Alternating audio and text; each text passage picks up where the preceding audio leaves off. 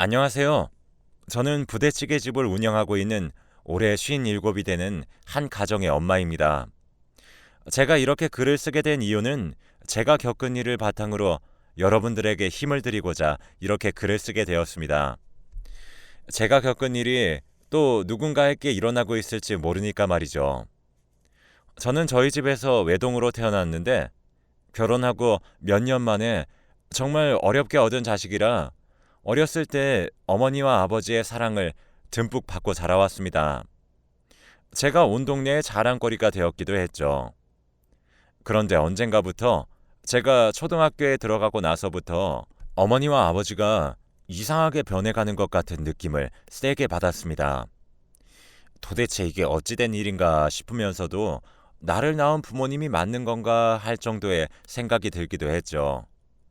골프장에서 일을 하시던 아버지는 매일 술을 먹고 집에 들어오시곤 했는데, 하지만 아버지가 술을 먹고 들어오셔도 항상 평소처럼 행동을 하셨기에 술에 대해서 나쁜 생각은 전혀 들지 않았습니다.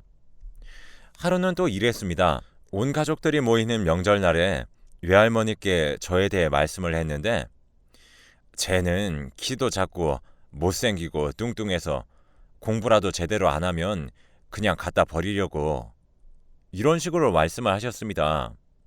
그 당시 저는 150cm에 43kg이었습니다.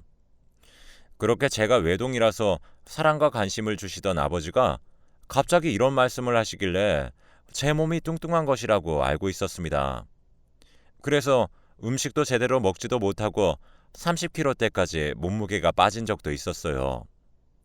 또 아이러니한 것은 그렇게까지 밥을 제대로 먹지도 않아서 살이 빠졌는데도 저는 단 한 번도 쓰러진 적이 없다는 것이었습니다.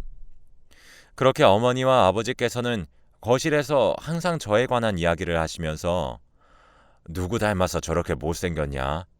왜 저렇게 뚱뚱하냐? 는 등의 말씀을 하셨어요.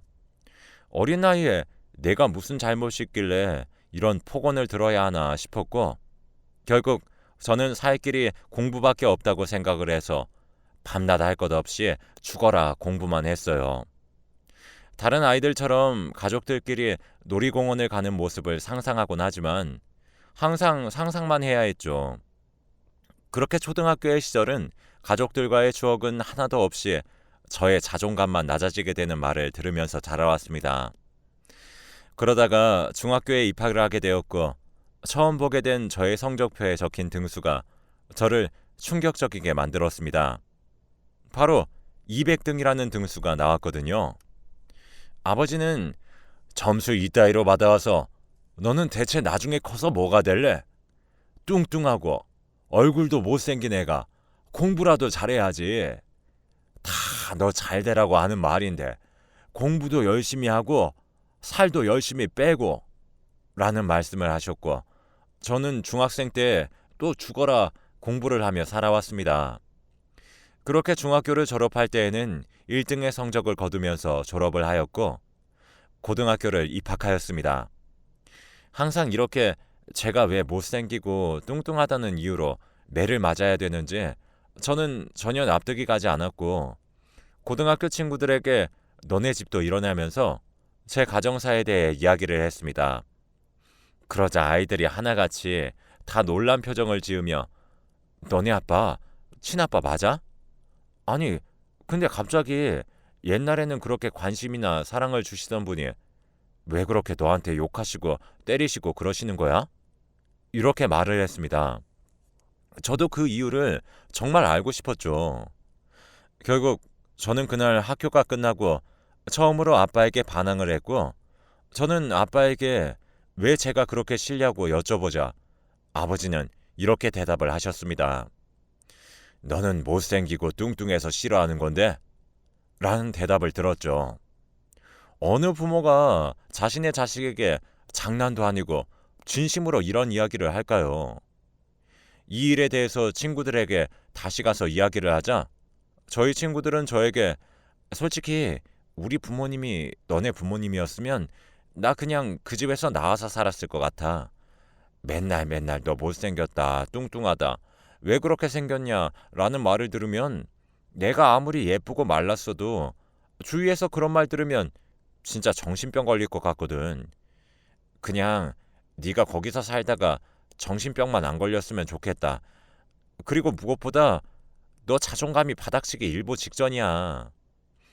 저는 친구의 말을 듣고 이제 그냥 혼자 사는 방법을 터득을 해야겠다라는 생각이 들었고, 그래서 고등학생 때부터 전단지 알바, 설거지 알바, 카페 알바, 자동차 세차 알바 등 진짜 안 해본 알바가 없었습니다. 어머니와 아버지께 또 알바한다는 말을 하면 공부를 하라고 그러시면서 욕설을 하실 게 뻔했기 때문에 말하지 않았습니다. 저는 결국 고등학교 졸업과 동시에 집을 나왔습니다. 집을 나와서 혼자 살다가 앞으로 바쁘게 살아야 할 것 같으니 할머니께 인사라도 드려야겠다 생각을 했죠. 그래서 할머니 댁을 찾아갔고 할머니께 인사를 드리며 점심을 같이 먹었는데, 할머니께서 저에게 갑자기 의미심장한 말씀을 하셨습니다. 너네 엄마랑 아빠가 하나뿐인 자식인 너한테 왜 갑자기 못되게 구는지 조금은 궁금하지 않냐? 뭔가 모르게 할머니께서는 그에 대한 제대로 된 답을 알고 계시는 것 같은 느낌이 들었습니다. 그래서 제가 할머니께 저번에 아빠한테 물어봤는데 아빠는 제가 못생기고 뚱뚱해서 그런 거라고 말씀을 하셨어요. 라고 말씀을 드리자 할머니는 고개를 저으시면서 이렇게 말씀을 하셨습니다. 너네 엄마가 너네 아빠 모르게 티 안 나게 바람을 폈던 모양이야. 사실 너네 아빠가 옛날에 정관 수술을 했기 때문에 너를 낳을 수 없는 상황인데 아기를 낳은 거지. 그래서 너가 태어나고는 너를 되게 아껴주고 예뻐해주다가 자칫 자기가 정관 수술을 했다는 사실을 몇 년 뒤에 생각이 난 거지. 그래서 그 후에는 너를 정말 싫어했어. 너가 충격을 먹을까봐 엄마랑 아빠는 아무런 말을 너에게 안 한 거고. 저는 할머니의 말씀을 듣고 제 친구가 너 아빠 친아빠 아니냐고 했던 말이 떠올랐고, 알고 보니 결국 제가 알던 아빠는 저의 친아빠가 아니라는 것을 할머니께 전해 듣게 되었어요. 하지만 그 충격이 가기도 전에 한 가지 의문이 들었습니다. 할머니, 그러면 엄마랑 아빠랑 이혼하면 되지 않아요? 바로 이혼에 관련해서 의문이 들었고, 저의 말을 들으신 할머니께서 저에게 이런 대답을 하셨습니다.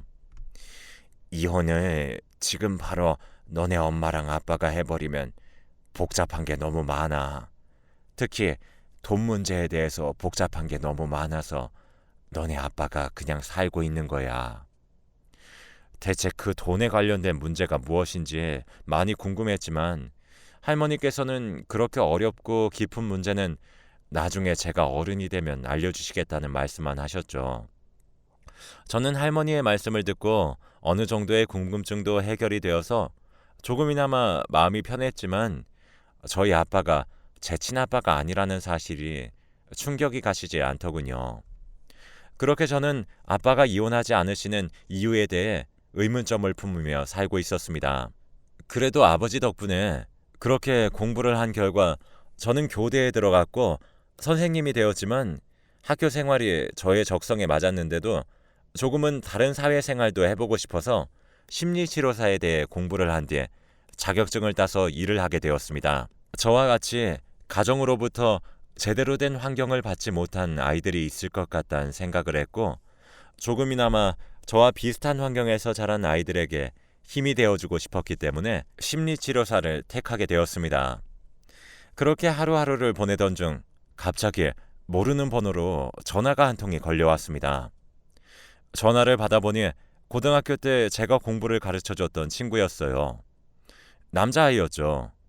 그 친구는 공부머리가 있었던 아이였긴 했는데 시간 활용을 잘 하지 못해서 성적이 안 좋은 친구였습니다.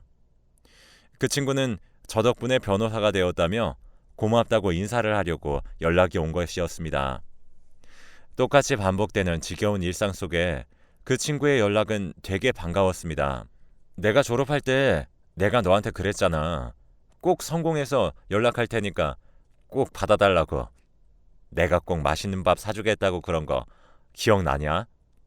너 이번 주 주말에 할 거 없으면 나 만나서 같이 밥 친구 좀 해주라. 너 먹고 싶은 거 있으면 다 말해.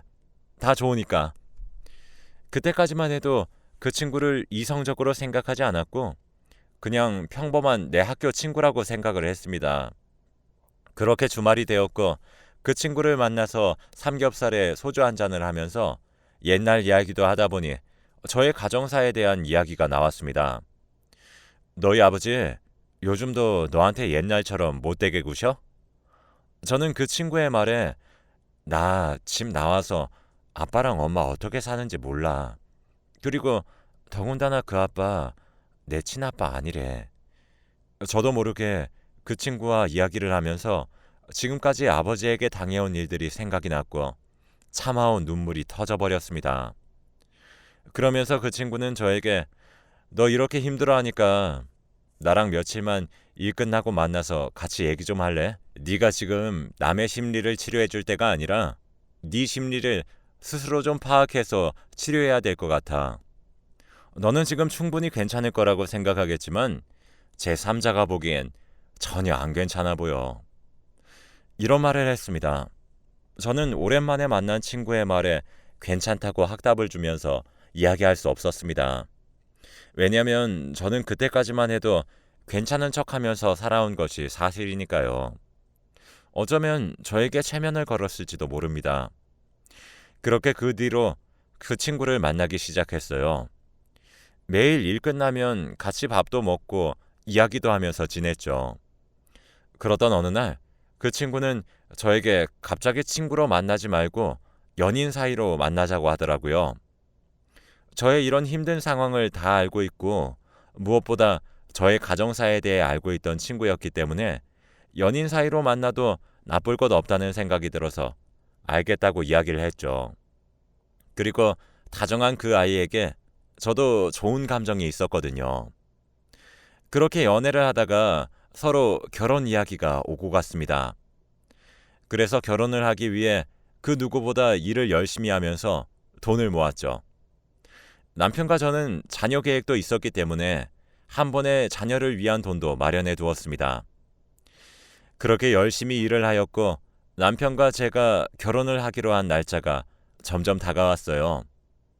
저는 결혼을 하기 위해 몇 년 동안 찾아뵙지 않았던 어머니와 아버지의 집으로 갔습니다. 이미 할머니께 모든 사실을 다 알게 된 상태인데 도대체 부모님을 만나면 어떻게 행동을 해야 되고 어떻게 반응을 해야 할지 정말 머릿속이 복잡했습니다. 몇 년 만에 집에 도착을 했고 그 집에는 어머니와 아버지가 계셨습니다. 옛날과 똑같이 제가 몇 년 만에 방문을 했는데도 아무런 반응을 해주시지 않고 저를 투명인간 취급을 하더라고요. 부모님께 혹시 또 폭언을 들을 것 같아서 겁이 났지만 저는 견딜 수 있다는 다짐을 하며 어머니와 아버지께 말을 걸었습니다. 엄마, 아빠, 오랜만이네요. 옛날이랑 똑같이 저에게 관심 따위 별로 없으시네요. 저 2달 뒤에 결혼해요.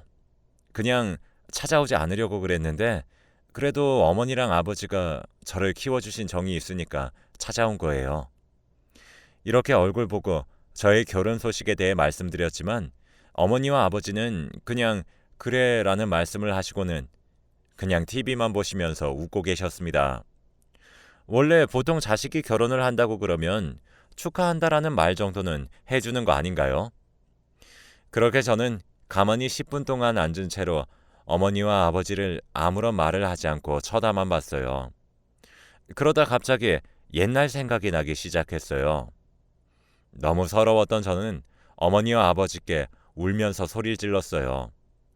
지금 생각해보면 쌓여왔던 저의 서러움이 그때 터진 것 같아요. 나 할머니한테 이미 다 들었어요. 나 아빠 친자식 아니라며. 그리고 엄마는 바람핀 사람 사이에서 나 낳았다며.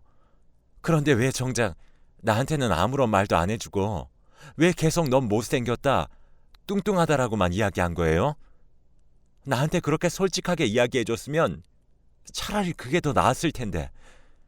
그 어린 나이에 내가 얼마나 상처를 받았는 줄 알기나 해요?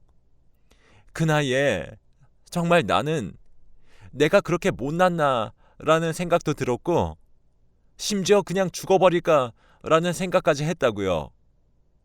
그래도 나 안 버리고 키워줘서 고맙다고 마지막 인사하려고 왔는데 이게 뭐야? 딸이 결혼한다는데 나한테 할 말이 고작 그래 두 글자뿐이야? 그렇게 소리를 지르자 어머니와 아버지는 놀랐습니다.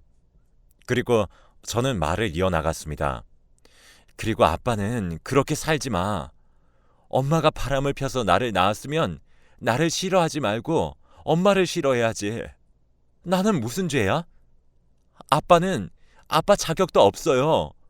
그러니까 지금이라도 그냥 이혼하고 편하게 사세요. 엄한 사람 속 문드러지게 하지 말고요. 저는 몇 년 만에 만난 부모님께 지금까지 참아왔던 이야기를 다 쏟아냈어요. 오히려 이렇게라도 이야기를 해서 마음이 편했습니다. 결국 끝까지 부모님께 축하한다는 이야기를 한번 듣지 못하고 나왔습니다. 저는 남편에게 이 사실을 다 이야기를 했고 그냥 부모님 없이 식을 올렸습니다. 저도 부모 없는 셈 치고 살아야지 결심을 했어요. 남편과 결혼한 지 6개월 정도 되었을 때 임신을 하게 되었고 이제 남편과 저도 한 가정의 엄마와 아빠가 된다는 사실에 너무 기뻤습니다. 하지만 한편으로는 내가 과연 아기를 잘 키울 수 있을까 하는 의문이 들기도 했지만 시부모님께서 저를 딸처럼 잘 대해주셨고 무엇보다도 남편이 저에게 용기를 주었기 때문에 저의 두려움이 싹 다 사라지게 되었습니다. 그렇게 아이를 낳고 남편과 같이 주말에 여유롭게 지내던 중이었습니다. 그러던 어느 날 갑자기 경찰서에서 연락이 왔습니다. 혹시 김영길 씨 따님 되시나요? 다름이 아니라 김영길 씨 보험 사기로 경찰서에 와 계세요. 얼른 서로 와주세요. 연락을 받은 저는 갑자기 아버지의 소식이 그렇게 반갑지 않았습니다. 나에게 그렇게 상처를 준 사람인데 왜 가야 되나 생각이 들었지만 남편이 저에게 그래도 무슨 일인지만 상황만 지켜보고 오라고 말을 했어요. 별로 내키진 않았지만 저는 경찰서로 향했습니다. 도착을 하니 아버지가 혼자 형사님 앞에 고개를 푹 숙인 채로 조사를 받고 계시더군요. 그래서 저는 형사님께 어떻게 된 것인지 상황에 대해 먼저 물어보니 형사님께서 저에게 이런 말씀을 하셨습니다. 김영길 씨가 교통사고로 위장해서 아내분의 보험금 타내시려고 그랬는데 보험사 측에서 사고 나기 2달 전에 가입을 했다고 뭔가 조금 이상하다고 신고를 하셨습니다. 그래서 저희가 조사를 해보니 조금 이상하다고 생각이 들었고 김영길 씨를 불러서 조사를 하니까 다 솔직하게 말씀을 하셨어요. 저는 형사님에게 말을 들어도 너무 당황스러웠고 무슨 말인지 도통 이해가 되지 않았습니다. 아니 그러니까 지금 저희 어머니는 돌아가셨다는 말이고 어머니를 죽게 만든 사람이 아빠라는 거예요? 네, 여러분들이 생각하시는 그대로예요. 어머니가 바람을 피셨는데도 불구하고 아버지가 이혼을 하지 않으셨던 이유는 바로 보험금 때문이었습니다. 어머니의 사망보험금과 교통사고 보험금의 수령인이 모두 다 아버지였거든요. 저는 그 이야기를 듣고 너무 혼란스러웠습니다. 그렇게 옛날에 저에게 나쁜 말을 퍼부으신 것도 모자라서 저희 어머니를 돈벌이로 이용했다는 사실에 너무 화가 났어요. 그래서 저는 형사님께 이런 말씀을 드렸습니다. 이 사람은 옛날부터 저 딸 취급 안 했어요. 그리고 이 사람 친딸도 아니니까 굳이 이런 일 있으시면 저한테 연락 안 하셔도 돼요. 웬만하면 교도소 생활을 좀 오래 하셨으면 좋겠네요. 라는 말을 남기고 경찰서를 나왔습니다. 나중에 이야기를 들어보니 결국 아버지는 징역형을 받으셔서 교도소에서 수감 중이라고 하더군요. 저는 집으로 와서 남편을 보자마자 펑펑 울어버렸습니다. 사실은 아버지한테 지금까지 당했던 것만 생각하면 치가 떨리고 짜증나지만 키워준 정이 있으니 참아왔죠. 하지만 어머니를 보험금 때문에 죽였다는 것에 매우 놀랐어요. 그렇게 저는 남편과 진지하게 대화를 나눈 후 놀란 가슴을 2달이 지나면서 진정시킬 수 있었습니다. 이런 일이 있은 지 몇 년이 지난 지금은 아이들과 남편과 잘 사는 중입니다. 심리치료사도 그만두고 아이들이 제일 좋아하는 부대찌개집을 차려서 생계를 이어나가는 중이에요. 저는 여러분들께 꼭 드리고 싶은 말이 있습니다. 남의 슬픔을 무시하지 마시고 보듬어주는 사람이 되시길 바랍니다. 그리고 또한 잘못이 있더라도 너그럽게 용서를 하는 방법을 배워야지 이 세상을 살아가는 것이 쉽습니다. 여러분들도 많이 힘드시겠지만 항상 기운 차리시고 힘내셨으면 좋겠습니다. 저의 긴 글을 시간 내고 읽어주셔서 감사해요.